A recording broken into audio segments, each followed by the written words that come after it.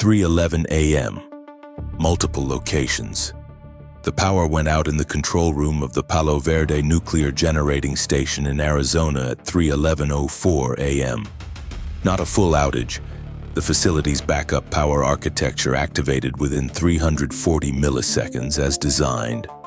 But in those 340 milliseconds, the primary digital control system for Unit 2's reactor coolant pump had registered a state that its diagnostic log would later describe as an unauthorized parameter write, a command that had not originated from any authorized operator workstation, and that had instructed the coolant pump's variable frequency drive to reduce rotational speed by 23%. Before the backup power restored and the safety system's automatic protective response returned the drive to nominal parameters. Palo Verde had not lost power. It had received a command it should not have received from a source it could not identify.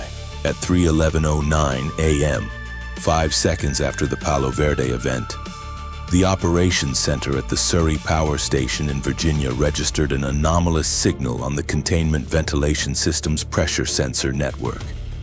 Not a physical pressure change to the sensor's actual readings were nominal, but the digital display system feeding data to the operators showed a pressure spike that was not present in the raw sensor data being logged simultaneously to the redundant physical recorder. The operators saw a reading that the physical system was not producing. A synthetic sensor reading injected into the display system between the physical sensor and the human operator's console. At 3:11:14 a.m., 5 seconds after Surrey, the emergency diesel generator at the Calvert Cliffs nuclear power plant in Maryland executed an unscheduled startup sequence. The generator started, ran for 11 seconds, and shut down. No alarm, no fault indication.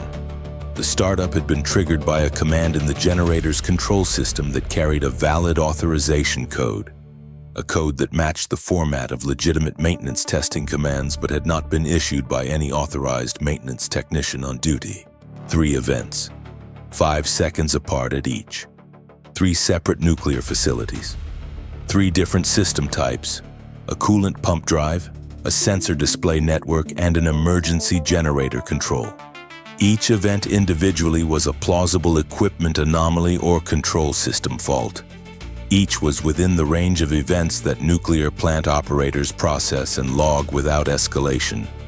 Collectively, in the 14 seconds between 3:11:04 and 3:11:18 a.m., they represented a precision capability demonstration that the U.S. intelligence community had been assessing as a theoretical adversary capability for 19 months, but had not seen operationally deployed. The Nuclear Regulatory Commission's 24-hour operations center at Rockville, Maryland received the first individual facility report at 3:14 a.m., 3 minutes after the events, when Palo Verde's shift supervisor transmitted a routine anomaly notification covering the unauthorized parameter write. At 3:17 a.m., a second notification arrived from Surrey. At 3:19 a.m., a third from Calvert Cliffs. The NRC Operations Watch Officer who received the third notification had the preceding 2 still open on her workstation. She looked at the 3 event timestamps, 3:11:04, 3:11:09, and 3:11:14 a.m. She had been with the NRC for 11 years and had processed approximately 4,000 anomaly notifications. She had never seen 3 separate facilities report anomalies within a 10-second window. She transmitted an immediate escalation to the NRC duty executive and to the FBI's Nuclear Materials Security Unit at 3:20 a.m. The FBI's Nuclear Materials Security Unit received the escalation at 3:20:41 a.m. and immediately transmitted a parallel alert to the Department of Homeland Security's Cybersecurity and Infrastructure Security Agency and to the National Security Agency's Cybersecurity Directorate. The alert used the specific classification prefix that had been established in a classified interagency protocol for potential cyber activity against nuclear power plant control systems. a protocol that had been written after the 2021 classified assessment of the theoretical capability, and that routed alerts of this type simultaneously to CISA, NSA, and the CIA's directorate responsible for tracking adversary industrial control system capabilities. By 3:24 a.m., 13 minutes after the first event, the alert had reached the NSC duty officer, the Director of National Intelligence's watch desk, and the CISA Director's emergency contact. The cascade had moved from a facility-level anomaly notification to a national-level security alert in less time than a typical government committee meeting takes to reach quorum. The FBI's Nuclear Materials Security Unit's initial response at 3:21 a.m. had been calibrated to the possibility that the anomalies were the precursor to something more significant, that the control system events might be the cover for a physical security operation, a diversion designed to occupy the facility's operation centers while a separate actor conducted a physical intrusion. The FBI's first action had been to transmit a precautionary alert to all 93 commercial nuclear reactor sites in the United States, advising heightened physical security posture and requesting confirmation of physical perimeter status at all facilities. By 3:45 a.m., all 93 facilities had confirmed nominal physical security status. The FBI's precautionary hypothesis had not been confirmed. The events had been purely electronic, but the 24 minutes that had elapsed between the first event and the completion of physical security confirmations across the entire U.S. commercial nuclear fleet was a data point about response architecture. The physical security confirmation had taken 24 minutes. The electronic forensic work was going to take hours. The gap between those timelines was a structural feature of how nuclear security response was organized. Physical confirmation was fast because it was a discrete binary question. Electronic forensic attribution was slow because it was complex, multi-layered, and dependent on data that existed across dozens of network segments. The assessment that CISA's Industrial Control System Analysis team began building at 3:25 a.m. was constrained by an immediate technical reality. The three events had occurred, been logged by the facility's own systems, and the malicious activity had ended. The attacker was not present in the systems in any form that the forensic tools could identify at 3:25 a.m. What the forensic tools could find were the artifacts, the log entries showing the unauthorized parameter write, the injected sensor display values, the generator startup command with its cloned authorization code. These artifacts established that access had occurred. They did not immediately establish how the access had been achieved, from where it had originated, or what infrastructure had been used. The how question was partly answered by 4:02 a.m., when the NSA's analysis of the network traffic logs from all three facilities' external communications had identified a common element. Each facility had received, in the 72-hour window preceding the events, a software update to a component of its Schneider Electric SCADA platform, the same industrial control system software used across multiple industries. The update had been transmitted through legitimate Schneider Electric software distribution channels, with valid digital signatures. It had been downloaded and installed by facility IT personnel as a routine maintenance update. The update contained, embedded in a legitimate code module, a dormant payload that had been dormant until 3:11:04 a.m., when it had received an activation command through an encrypted channel and had executed the three events in a precise 5-second sequence before deleting itself from the system. The what question, what had been demonstrated, was clear by 4:15 a.m. An adversary had achieved persistent access to control systems at 3 separate U.S. nuclear power plants simultaneously, had demonstrated the ability to interact with multiple system types at each facility, and had executed a coordinated activation sequence that proved the capability was not theoretical. Nothing catastrophic had occurred. The coolant pump had returned to nominal parameters. The display anomaly had been corrected. The generator had shut down cleanly. The events had been designed not to cause a nuclear incident. They had been designed to be detectable in precisely the pattern that an analyst looking at 3 facility reports with a 10-second spread would recognize as coordinated. The message was not, "We can cause a nuclear incident." The message was, "We can, and we have been inside your systems, and we are choosing to show you that we are choosing not to." The attribution question, who, was being worked simultaneously by NSA, CISA, and CIA from 4:02 a.m. onward. The software supply chain compromise of Schneider Electric's update distribution was a sophisticated operation that required persistent access to a major industrial control software vendor's distribution infrastructure. The tradecraft characteristics of the embedded payload, its dormancy period, its activation mechanism, its self-deletion sequence, matched a specific set of signatures that the intelligence community associated with a state-sponsored advanced persistent threat actor, whose primary attribution pointed to the People's Republic of China's Ministry of State Security. The attribution was assessed at the 80% confidence level by 6 a.m. Not certainty, high confidence. At 6:14 a.m., the NSC convened a full meeting. The principals were working from 2 simultaneous assessments. The technical assessment from CISA and NSA describing what had happened and how, and the attribution assessment from CIA and NSA describing who had done it. The policy question the meeting was convened to address was what to do about the intersection of those 2 assessments. And it was not a question that any of the existing response playbooks had been designed to answer cleanly. The existing cyber response playbooks had been built around 2 scenarios. The first was a destructive cyber operation that caused actual damage to infrastructure, requiring a response calibrated to the damage caused.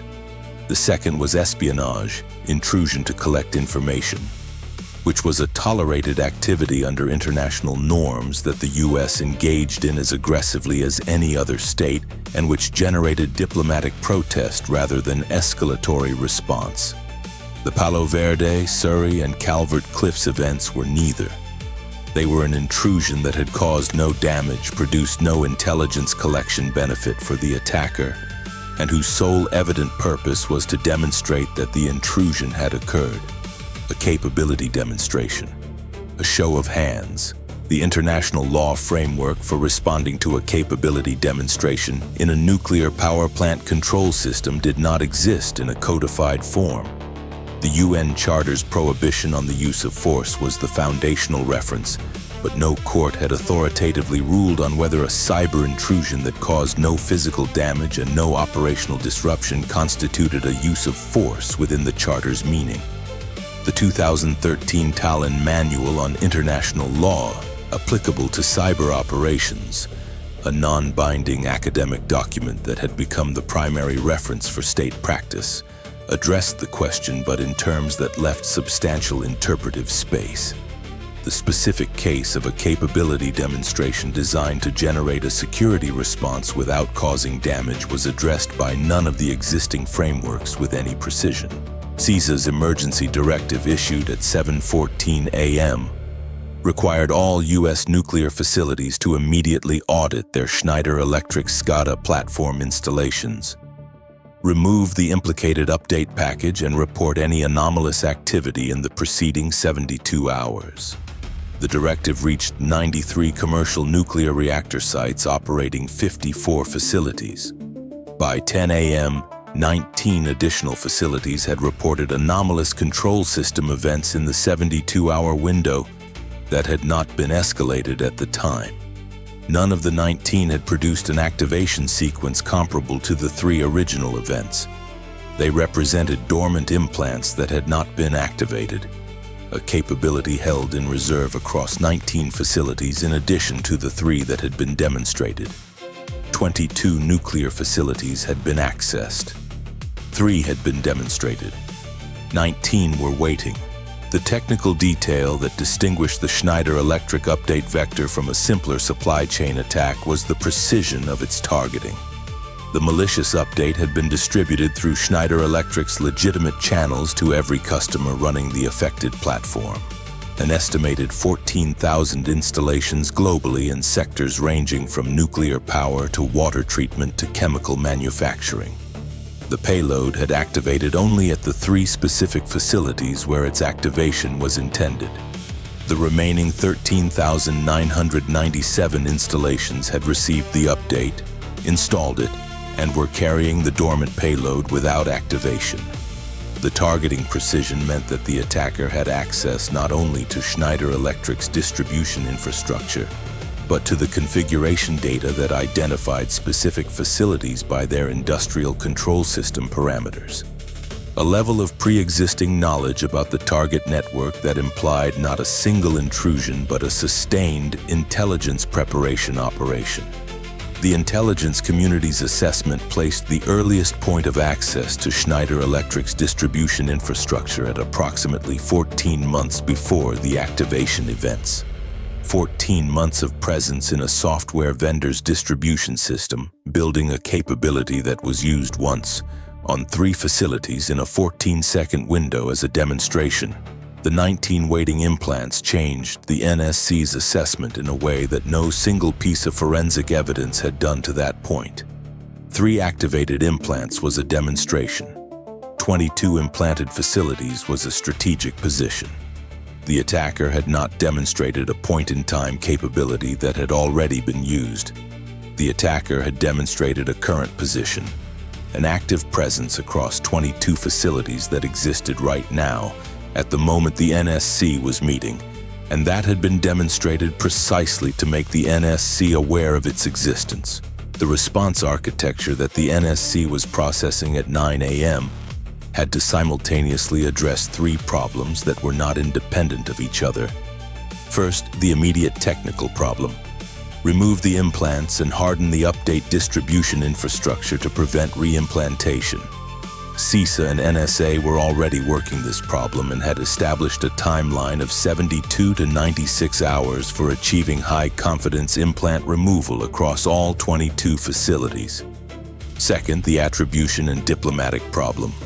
Communicate to the implicated actor that the operation had been identified, attributed, and that a response was forthcoming without publicly disclosing the attribution in a way that constrained future response options. Third, the deterrence problem. Determine what response, if any, would establish that demonstrated access to nuclear infrastructure would produce consequences sufficient to deter the next demonstration.